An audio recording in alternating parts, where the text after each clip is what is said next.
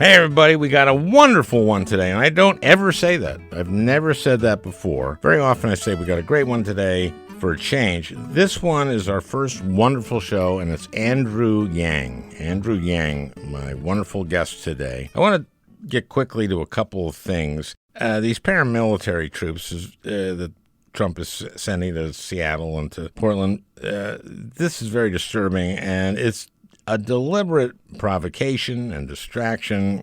This has been done before. Nixon did this. Reagan did this at Berkeley when he ran for governor. And sometimes they send in agitators.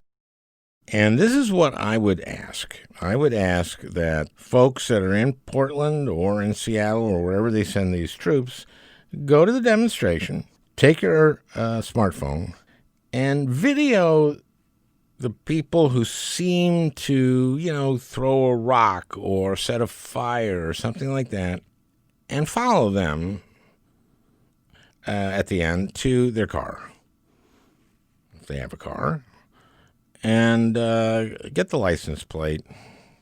I have a feeling that many of them, or at least some of them, are right-wing agitators trying to give Trump and gang the excuse to do this. And believe me, I know there are anarchists. There are other people who do this for different reasons, and I don't like that. But I would like to know who some of these people are. Okay, speaking of right-wing nuts, I don't know if you saw the video from Marshall, Minnesota, and I love Marshall, Minnesota. It's a great town. But there's a couple went into a Walmart buying food who wore face masks with swastikas on them.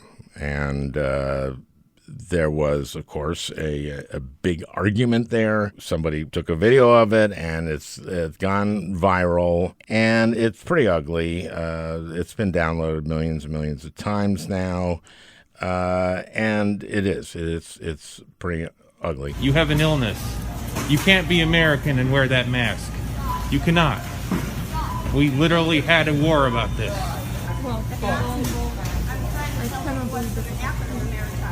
You're wearing a swastika. You literally had a war about this. The woman, probably the wife, was having an argument. She was wearing a swastika with a few of the people from the store. But if you look at the video, the husband is just checking out the groceries, and someone else took another video. It's the second video, and here it is. I'll play the audio from that. So, Ginny, you and your folks going up to the lake? Yeah, how about you and Marge? Oh, yeah, we're right up there right now. Oh, then you might want to stock up on that Bud Light. We got a 2-for-1 sale on them 6-packs. Oh, gee, well, can I go back there? Oh, don't be silly. No. Brad, would you go get Mr. Bauer another 6 of the Bud Light? Well, thanks, Jenny. Oh, sure. See, what's that on your mask? Oh, it's a swastika. Oh, yeah, it was Marge's idea to protest the deal about having to wear a mask. Oh, I think it's a good idea wearing a mask. Yeah, me too, but, Marge, she watches a lot of Fox, Yeah, my dad does too, but I don't think he'd wear what's that called again? That's a swastika. Yeah, and didn't the Nazis wear something like that? Yeah, they did. Yeah, that's why my dad probably wouldn't wear one. Yeah. Because, his dad fought the Nazis. Yeah. Okay, so paper or plastic? All right, well, there you go. So we're going to be back with Andrew Yang. Andrew, welcome to my show, and welcome to your show, your podcast. Is that right? We're doing a joint. That's right. It's a superhero crossover. I always say that I'm Marvel and the other person's DC, but that's just because I grew up on Marvel. So now, am I interviewing you? Are you interviewing me? Or this is really just a conversation, isn't it? Yeah, yeah. Well, we'll have precise stopwatches, Al. So if you go to 54% of the time, then I'll just butt in now. But it's phenomenal to meet you and make your acquaintance. I've been a fan of you and your work for decades, not to date you, but back to your SNL days. And seeing your transition into public service was awesome and inspirational. Well, thanks. And I've been a fan of yours for about, let me see, a year and a half, something like that. That's when did right. you start? I had 0 fans prior to 18 months ago. And going from having 0 fans to entering a field with more than 20 candidates for the Democratic nomination and staying in as long as you did and getting down to, what was it down to, about 5 of you or 6 of you? Yeah, I think I think there were maybe 6 or 7 of us, but thank you, Al. Yeah, I outlasted a lot of other people on the island. It was like a strange game of political survivor. I managed to outlast a lot of elected representatives and hopefully showed people a different approach to politics that I hope is here to stay. I have a theory of why you did so well. Please, hear it? I would love, because you're like a freaking guru and deep thinker on this. So why did I do so well? Okay, I'll tell you. Because you're the only human being on the stage. And let me explain what I mean by that. I've been a politician, obviously. I was a senator. And when you have these debates, especially when there would be 10 people on the stage, right? And I remember. yeah. And every one of them has a political consultant who would jam talking points into their head. And because there are 10 people on stage, they could only give you a minute to answer. So what I saw was every one of these candidates had been drilled and had about a minute and a half of talking points for each question. And then went as fast as they could in the minute, went over at least 10 seconds, and then were told to stop. And then and then went another 10 seconds or 15 until they were stopped. And it was exhausting to listen to. And you just answered the damn question. And I saw that over and over again. And as a result, everyone went, oh, I like him. He's listening. First of all, he's listening. So you're reacting to what other people said in a different way. Am I wrong about this? Is this the first you've heard this analysis? You are not wrong, Al. And I have to say, it was a very, very strange setting to get used to. I never did get used to it, really. Where my first debate was probably well below professional grade, because I said, like, what's to prepare for? They ask you a question, you answer it, like, should be all right. So I agree with you that if you become too consultantified, like it kind of shows through. And in my case, what was funny is, like, we did eventually hire someone to try and help optimize for the debate. But what they said to me was essentially, like, how would you answer this question? And then tried to just frame everything. Instead of trying to jam talking points into my head, they were trying to just be like, what is your answer here?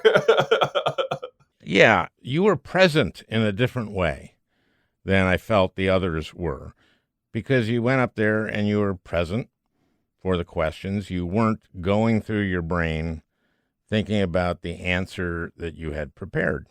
It seemed to me, at least at the beginning. Well, I mean, that's the truth of it, really. And not to say, like, eventually there were things that, I obviously prepared, but I think that my presentness or my experience of the debate itself was somewhat different, where, there's like a humanity, I think, that I just couldn't shake. And there was a period when people were like, yo, like, stop being so human. Like it's like, because I had like a consultant. And then they actually gave up at a certain point, Al. So it's pretty funny you picked up on that. That's what people were responding to, really. Because actually you were present in a different way. You remember how badly Obama did in his first debate in 2012. Yeah, against Romney. Right? I remember that.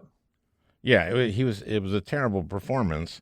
And there was some analysis of that, and we heard some of the backstory. In 2014, he gave me a call the night before my first debate. not because he knew it was my first debate, just to see how things were going. I said, well, I can't believe it when I'm incredibly nervous. I wasn't nervous the first time I ran in '08. I said, I'm incredibly nervous because, and he goes, because it seems like a play. You have to learn lines for a play. And I said, yeah. And I think he almost did terribly in that first debate just as a message to his team, which is stop it. At any rate, that humanity that came through, that your consultants couldn't tamp down, came very through. And I think that it's good to be liked. It's a theory I have. You're describing it as a play. Is so spot on, in part because I remember distinctly I was walking around. I came back from the bathroom, like during a bathroom break in one of the debates, and one of the other candidates was there literally like practicing their close like it was a high school play, because I was in a high school play. We were practicing the lines, and then you walk by and you see like this candidate like literally gesticulating and practicing their closing, and I'm just like, am I back on a high school like playback? And who was that? Who was that? Oh gosh, I'd feel terrible. Just like, one reason why maybe people like me is I try not to be an asshole. So like I'll leave that candidate to people's imagination. If you guess that person, it's probably that person. I think people know a little bit about you. I think what they knew was that you're some kind of entrepreneur. And that I think that's what they knew. And they didn't know whether you're a tech entrepreneur. And so I did some preparation for this, as I sometimes do. And you seem like to be an entrepreneur. And that's not how you started, right, as an entrepreneur. First, you're a lawyer, right? You went to law school, right? Yes, I have that distinction. And you were, by the way, editor of the Law Review at Columbia, right? Yes. Okay, that's a big deal. You're a very learned, very good law student. And how long did you last in the law? 5 whole months, Al. Okay. What about being a lawyer didn't you like? You were in a law firm, I take it. Yes, I was at a very fine law firm in New York City, Davis Polk & Wardwell. There were a couple things. I mean, the main thing was that the work itself just seemed so negative, where in order to be a good contract lawyer, you had to think of just the worst things you can imagine happening and try and protect your client against those things. And I was like, am I really going to spend my 20s just trying to think of like the worst things I could think of? Is that really like how I'm going to spend these years?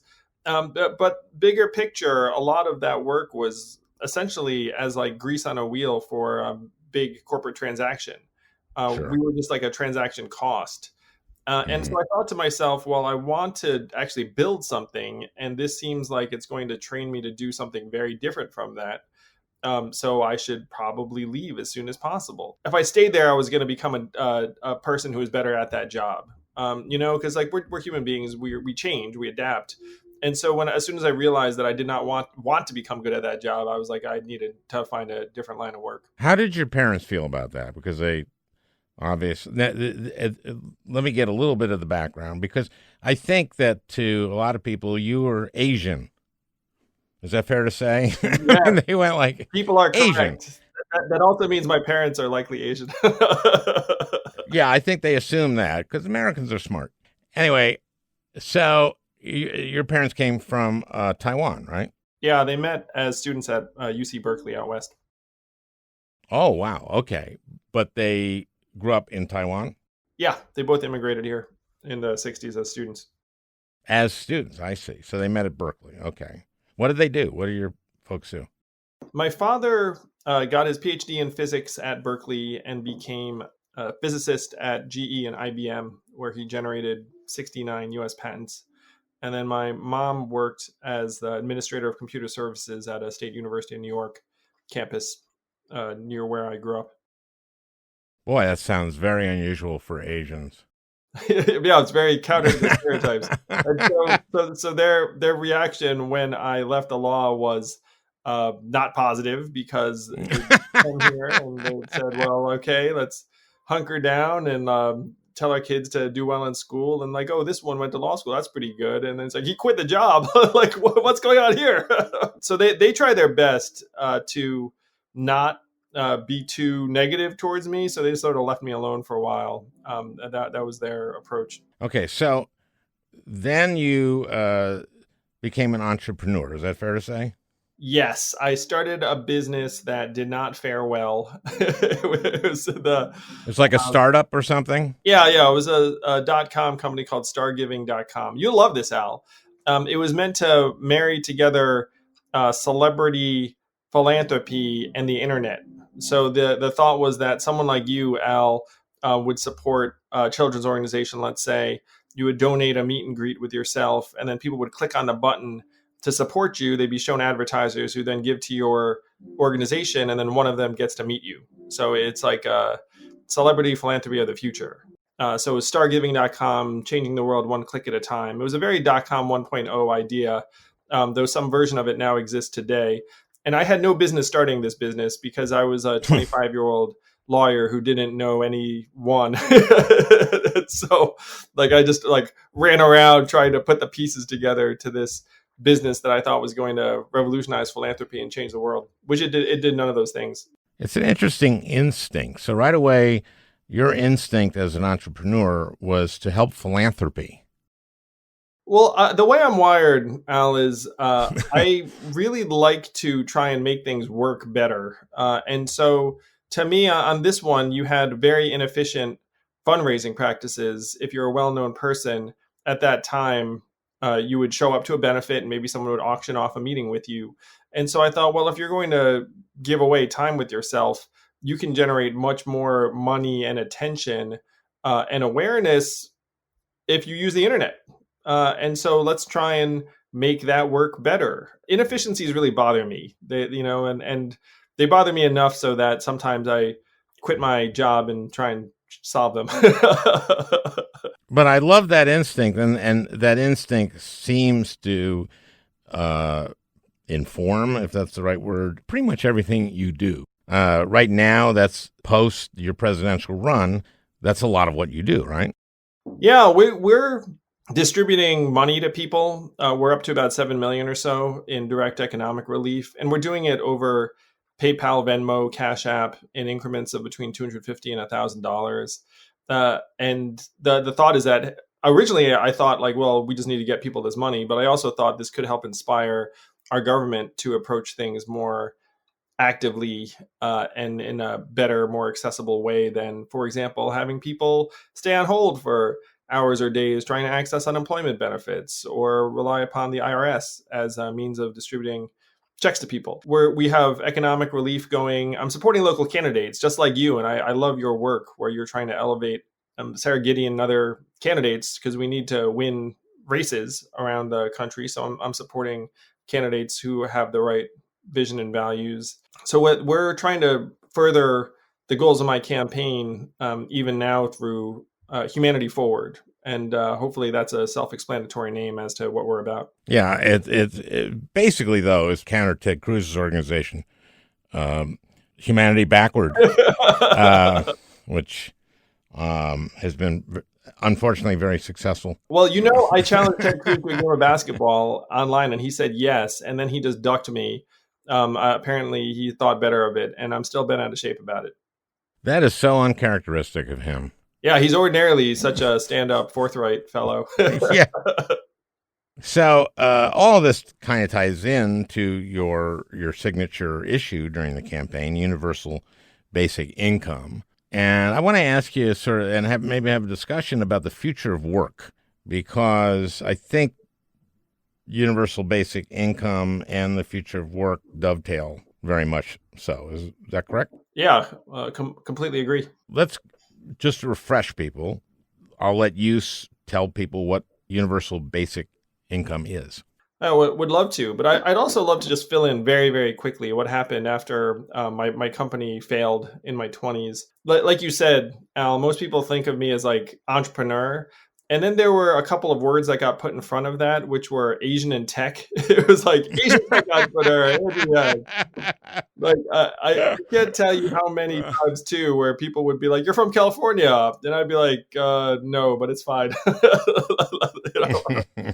So after my .com flopped, I worked at another tech company that also did not succeed, and then I became the head of an education company that grew to become number one in the country and was bought by a national, a public company in 2004. And so this is where you talk about my becoming an entrepreneur comes in. So after my company gets bought in 2009, I leave to start a nonprofit called Venture for America that recruits and trains enterprising college grads to work in startup companies and growth businesses in Detroit, New Orleans, Baltimore, Cleveland, St. Louis, and other cities around the country with a goal of both cultivating the next generation of entrepreneur and creating jobs in communities that could use a boost.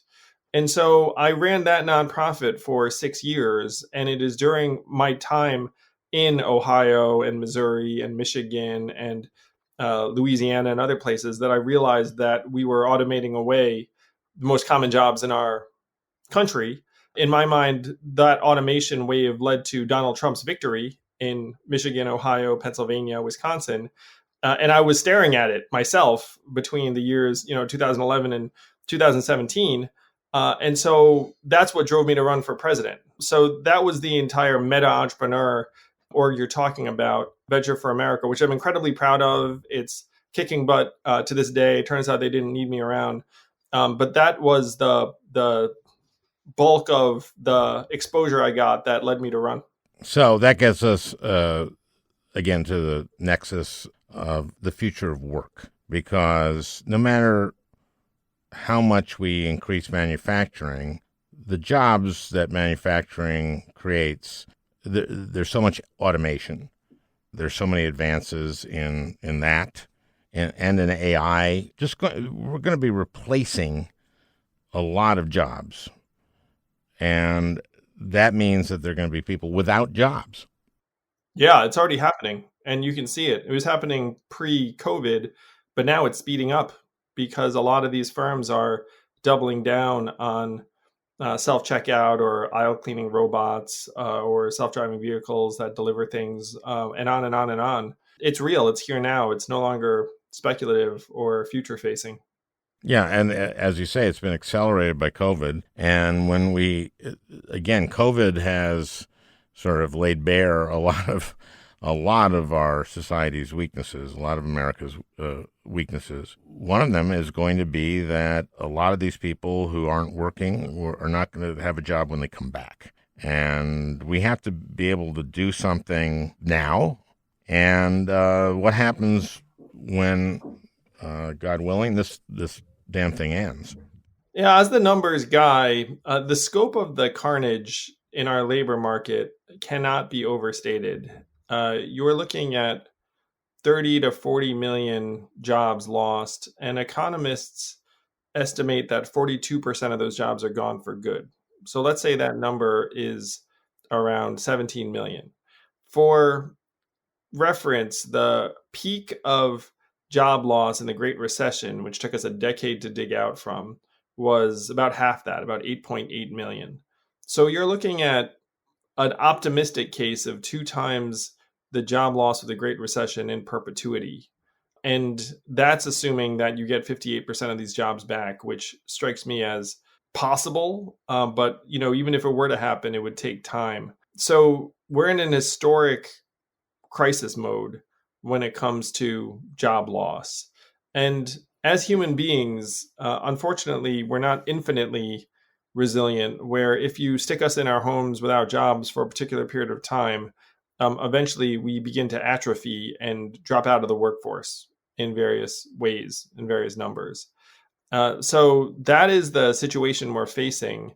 And we need to take dramatic action in multiple ways to try to reinforce and create jobs and opportunities at every level in communities around the country. And it breaks my heart that for whatever reason, we don't seem to have that urgency. I think Joe has that urgency. And I think after we get Trump out of there, we can start to dig out.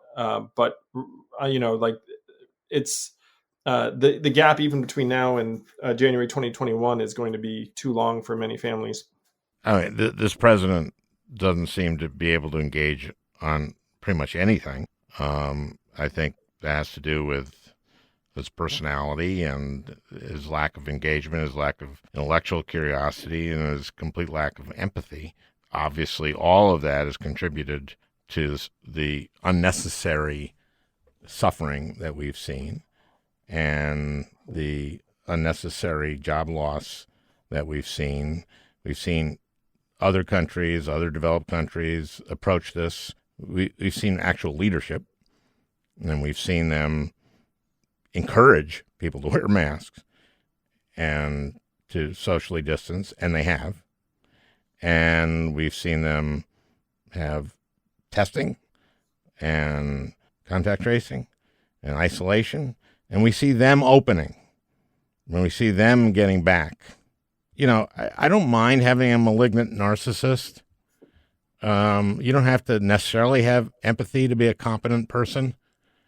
But if we had a different malignant narcissist who at least was competent and understood it was in his interest and everyone's interest to tackle this damn thing, but this guy, so all this has been exacerbated. This is a tragedy we would have had anyway. We were always going to have a pandemic, but we didn't have to have an out-of-control pandemic. All of this change in the way people work, that was happening anyway. But it's going to be much, much harder for us to recover from this because of this guy's complete inaction, unwillingness to act. Yeah, on the manufacturing front, which you talk about, we went from 17 million Americans working in manufacturing in, let's say, like the 80s, 90s period. And then it dropped to 12 million over the last number of years. That 5 million is significant. And a lot of those jobs were lost from Michigan, Ohio, Pennsylvania, Wisconsin, like those vicinities. Now, of the 12 million that remain, you're looking at progressively automating more and more of it. When policymakers look at it, you have to face facts. And it's like, well, you're not going to go from 12 to 17 million again because just we don't make things the same way. You might even consider yourself fortunate to stay around the same 12 million level, given that we're now automating meatpacking plants. We're automating everything we can automate because the fewer humans you have indoors in those sorts of settings, like it's not just a cost saver, unfortunately, but at this point, it's a better way to ensure operational continuity and even protect the public health because you don't want lots of people bunched together. So the recipes, and this was my frustration on the trail, is that like a lot of our politicians are very backward looking in terms of the solutions they're offering. And they say, look, we have to strengthen manufacturing, American manufacturing here. And I'm like, I'm for that, but is that really going to restore us to 17 million manufacturing workers? No, it's like a holding action. It's like if you do it well, you might stop the bleeding. And so the question is whether you can actually start to create new pathways for millions of Americans. And we're way behind on this challenge, Al. This has been going on for years and decades. We've been essentially addressing it through happy talk, being like, people will adapt, people will reskill, people will learn to code. And it's just been doing so many people a massive disservice. It's one reason why so many people are fed up. In my mind, this is how someone like Donald Trump becomes president, is that people look up and don't really think that we're addressing these issues where they live and work. You spoke to that during the campaign, and I think that's why you connected. But I hope the Democrats take the Senate back, and obviously that Biden defeats Trump. Then I hope we start doing the things that you've been talking about. So let's talk about that. What should Biden's agenda be in terms of addressing this, how Americans work? Well, the first thing to do is to get a means of survival into Americans' hands. in terms of these unemployment benefits or the direct cash relief, the $1,200 that Americans got in April, that may happen again. We should have a version of that that's essentially recurring and stable so that people can start to rely upon it and know that they'll have it for a certain period of time. It's like a floor. And there are different ways you can structure the floor, but there should be a floor of some kind. The second thing is to try and figure out what your goals are. One of the big problems that has really distorted not just our policy, but our thinking is that we measure economic progress through GDP, stock market prices, and the headline unemployment rate. GDP is not a good measurement for how our economy is faring for families for a multitude of reasons. Stock market, same thing. And you can see right now the stock market's putting up record highs. And the headline unemployment, Al, it takes a little bit of unpacking, but the unemployment rate doesn't show underemployed people, people working multiple jobs, people who can't afford to make ends meet, even if they do officially have a job, or people who are leaving the workforce, which has been more and more Americans over time. So after you set a floor for people, the second thing you have to do is you have to set better measurements and real goals. So what might those measurements be? Obvious ones would be health and life expectancy, income and affordability. And again, one reason why people are upset is that you can't afford healthcare or childcare or housing. And so you have those as actual measurements of your economic health, as opposed to how Amazon stock is doing. All of those, childcare, healthcare, environmental sustainability. Yeah, and all of which have been under attack under this president and under Republicans in Congress. I mean, they've been literally under attack. How can you be against family leave? How can you be against sick leave? How can you be against providing Americans with some of the same flexibilities that every other developed country have? This is one reason why changing the measurements is so important now, is because what's happened, unfortunately, is that, let's say family leave, which obviously it's ridiculous that it's like us, Djibouti, and like maybe one other country at this point. I mean, it's totally ridiculous. What we've been caught in is this unfortunate tug of war where Republicans mistakenly think that certain things are quote unquote bad for business. And so what we have to do is we have to line things up and say, essentially, what's good for people is good for business, or what's good for people is good for the economy.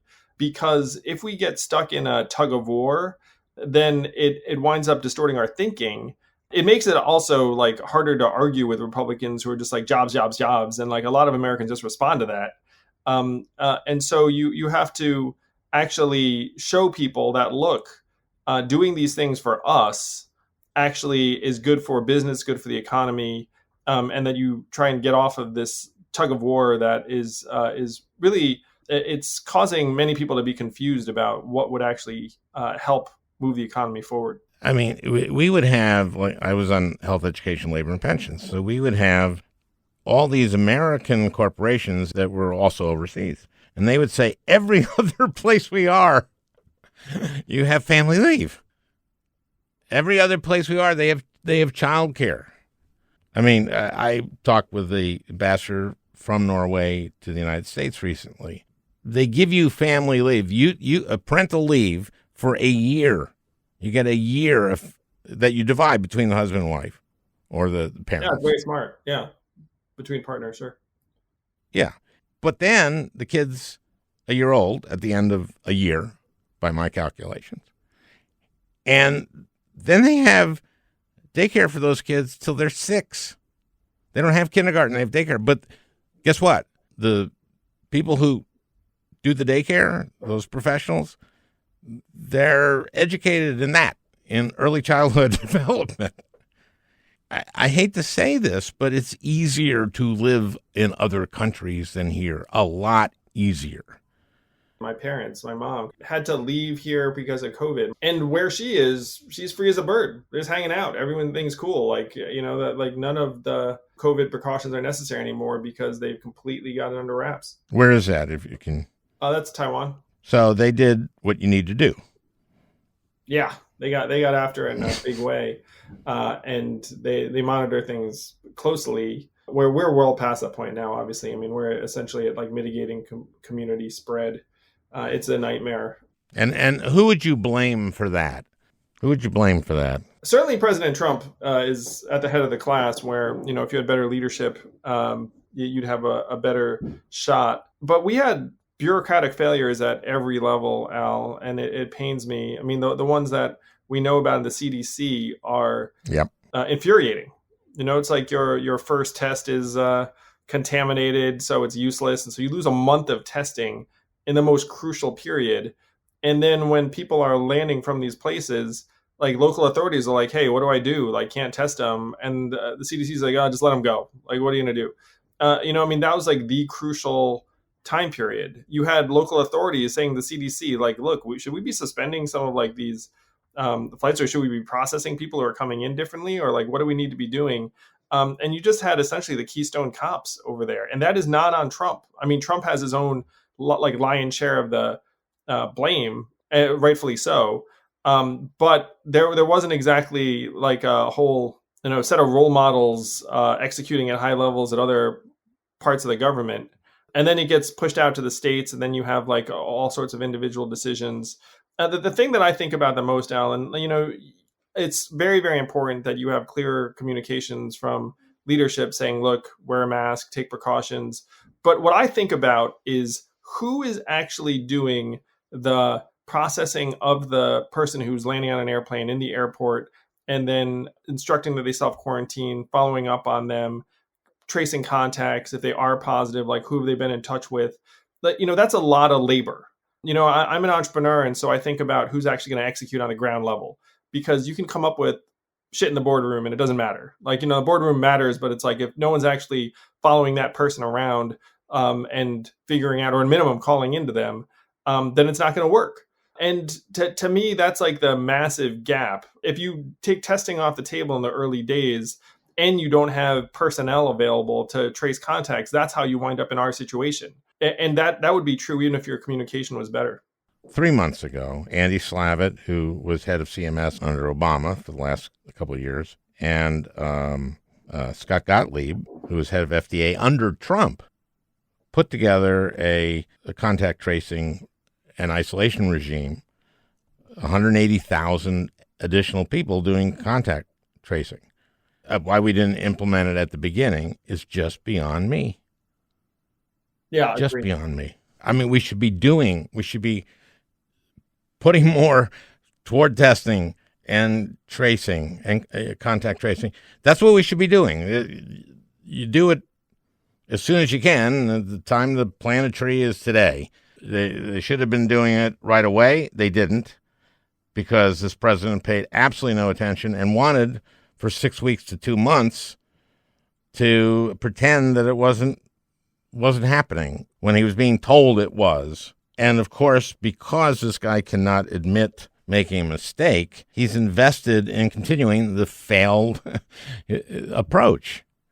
Yeah, it's disgusting, and it can't change soon enough. Like the next administration, the Biden administration, and I am optimistic that Joe's going to win, in part because 72% of Americans believe that right now is the worst time they've ever lived, which does not seem to me to be a very pro-incumbent point of view. So let's imagine that Joe wins. Some of your friends are in the Senate, and we even have a majority. And to me, like, the big questions are like, what the heck do we do to try and get us on better footing? And we genuinely need a New Deal or a Relaunch America plan that has at its core job creation. The goal should be job creation while achieving goals that we have left untended for far too long. So what does that list look like? Certainly right now it would center around fighting COVID and contact tracing. Infrastructure should be front and center. We have crumbling bridges, roads, schools, you name it, like, no broadband in rural parts of the country. That I think our last grade was something like a D plus in terms of our infrastructure, and that we could spend $4 to $5 trillion just trying to get ourselves up to a B. And if we did that, which we should 100% do, we would get that money back and then some, just in having functional roads and bridges and the rest of it. And we'd create hundreds of thousands, even millions of jobs, because there's a lot of work to do. And you could build environmental sustainability into that infrastructure project, which we should. So you can imagine an army of Americans getting put back to work, installing solar panels or upgrading out-of-date buildings. So this is the opportunity that I believe exists under the new administration, but it should be centered around how we can create millions of jobs, because we're going to need them. I've been saying that when your opponent is digging himself a hole, like Trump has been, basically the rule is let him dig. But I feel that Biden right now is getting to the point where he has to tell people this is what he's going to do.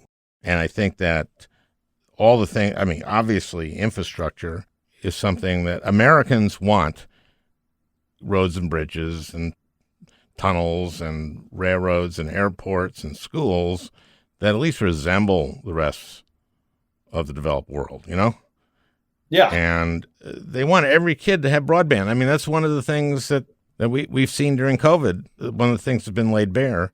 These kids, I mean, you can't learn virtually if you don't have the internet. I'll tell you another story. This sounds like I'm just pumping up Taiwan. But when I was in Taiwan last, which was several years ago, I rode a train that went the equivalent of the distance between New York and DC in like an hour and 25 minutes. And it was mind-blowing. It led to enormous economic development because you could be something like 80 miles away from downtown Taipei, and it was commute length. And so you had like a whole different community rise. And then you come back to the States and you're like, why is it that other countries can solve some of these problems and we can't? So that is to me, that should be the goal, is to try and show that we're actually competitive in the 21st century in terms of a world-class infrastructure. And Taiwan is not alone here at all. Japan and Germany and France and Italy all have high-speed rail. Yeah, it's not alone at all. No, we used to be the indispensable nation, and Americans used to pride themselves. We're the indispensable nation. You know, when during Ebola, and some of this is, I believe, at Trump's feet, because 80% of the funding for CDC, for its overseas presence, to monitor this kind of thing, he cut for like 37 countries, including in China.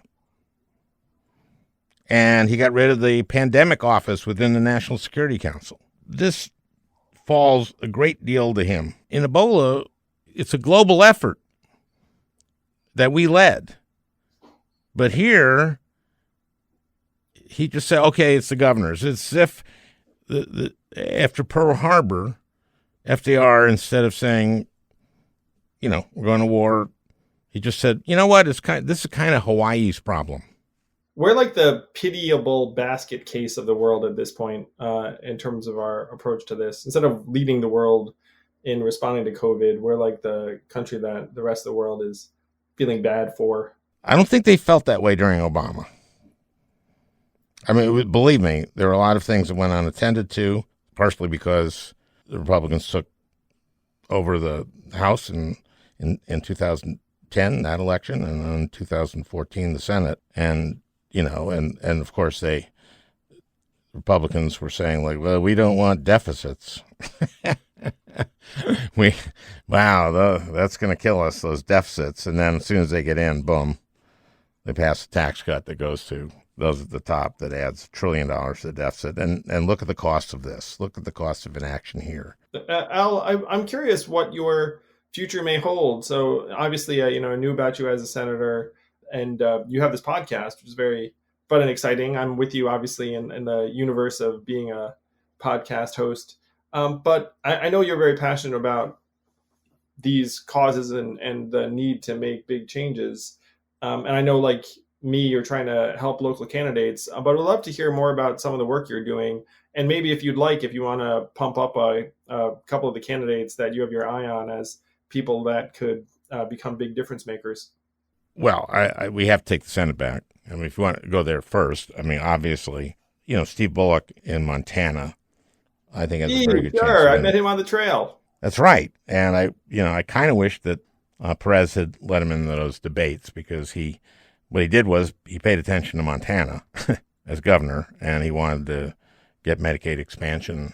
Yeah, no, reauthorized being a responsible leader there, and he ended up, with a late start as a result. You shouldn't punish someone for doing a great job at their actual job. No, and I thought there's no perfect way to do this, but I thought that was a big, big, big mistake, because I thought he was a great candidate. No offense to you. None taken. If you made a short list of folks, and we can have some fun with this, Al, but if you made a short list of folks who I thought did not get their due during the race, Steve Bullock would be either at or very near the top. Yeah, well, and that's kind of why I bring it. Also, I just really don't like Daines. So Steve Bullock is someone I would urge my listeners and your listeners to give to.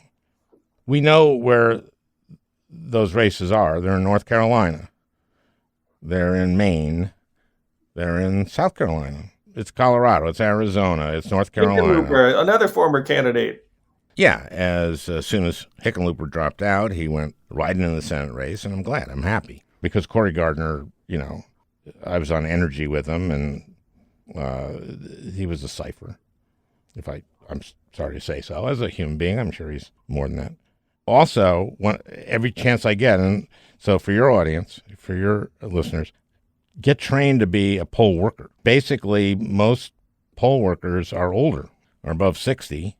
We're going to need younger people being poll workers, because otherwise they will not have enough polling places, and their lines will be long, and that's what they want to do. They want to suppress the vote. Yes. So I tell my listeners this all the time.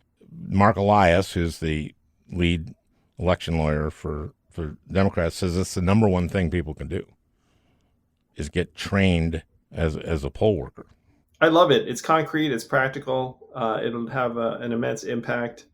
And exactly. I love how you're focused on these Senate races, in part because a lot of the folks on both sides. So, if you spent time and worked with someone, you'd be like, oh, that person has to go. Or I love that person and I would love for them to win. Or it could be like, I love these people and I want that person to join them in the Senate. I mean, it's a unique perspective that, you're one of a very small handful of people that can actually approach it that way. There are some people on my side that I don't love, but that's neither here nor there. The point is that for my kids' sake and my grandchildren's sake, we have to take the Senate back. And all these enablers, it's every one of them. It's every one of those Republicans who bought this. And believe me, when Trump got elected, my Republican colleagues in the Senate were shocked. And to a person, except for Sessions at the time, this before he became AG, the reason they couldn't believe it is they knew how unqualified this guy was. And they said so. They said so out loud in private. And I know every one of them has enabled this guy. And so every one of them should go. Yeah, there was a real capitulation on that side. And really? It's very, very sad. Yeah, it's been extremely sad. We can go on and on, but they've made their bed.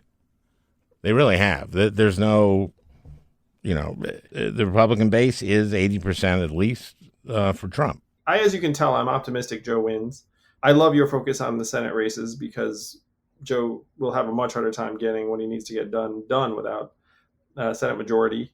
And it is a very interesting thought exercise, not to get ahead of ourselves, but to imagine what Republicans do after Trump is gone. There is a sense that maybe I think obviously things will improve. I don't disagree with you that folks that caved to Trump within the party have lost something that's very hard to get back. So one of my frustrations, and I know you're obviously like a fervent Democrat, Al, is that we have this two-party duopoly that's really really not doing well. Like, you saw the Republican Party get taken over by Trump, and then you're left with these people that have become his like yes men and women. And you're just like, oh, what are you doing? And it is an open question what the heck the future of that party looks like post Trump. It is. Well, I think what we need to be talking about now, anyway, is what Joe and Democrats want to do. If we get the majority in the Senate, I think it's just inevitable that the filibuster goes away. And the American people want, right now, they do nothing. I mean, it's unbelievable as we speak. They are still haven't put together a relief package for COVID. The House did it in May 15th. So they still haven't done this, which is insane. And they do nothing but confirm these Federalist Society judges. And nothing will get done if McConnell can filibuster everything. I've seen that. That's what he did. You know, I had a conversation with Michael Bennett from Colorado. We were talking about his frustrations the same way. He was like, we were like, hey, I'm running for president. He was like, yeah, because like I just felt like I couldn't get anything done in the Senate. So let's say Joe does win. There's a majority in the Senate that he's working with. I loved his announcement about fighting climate change and moving us toward green energy and renewable energy. I do think that Joe believes we need very big changes coming out of this. It would be interesting as to whether it would be better for him to start announcing what some of those changes would look like now, or just stick with like what seems to be a working approach or strategy. He absolutely has to say what he's for. The president had this interview with Sean Hannity, and Sean Hannity asked him what his goals were. Oh, gosh, that was so bad. His goals were completely incoherent. Well, he had none. But what's amazing is you could have no goals and still be incoherent about the no goals. But Biden has to answer that question. And the good news is that the things Biden and you and I are for, the American people are for. They are for infrastructure. They are for building on Obamacare, not tearing down Obamacare. They are for having a positive presence in the world and not embracing Kim Jong-un and Erdogan.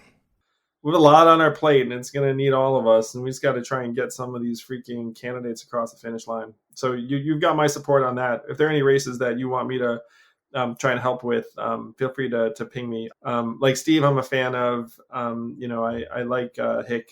Like I just sent something out supporting Sarah Gideon in Maine. So anything I can do to help, because it is all hands on deck. I mean, the country's burning. Absolutely. And I've been a fan and admirer of yours, not for decades, but for about a year and a half. Well, thank you. One of the things I'm happiest with, Al, is that the entire process of running for president was so uncomfortable. And it was uncomfortable in part because everyone's always asking you questions about like the most serious things under the sun.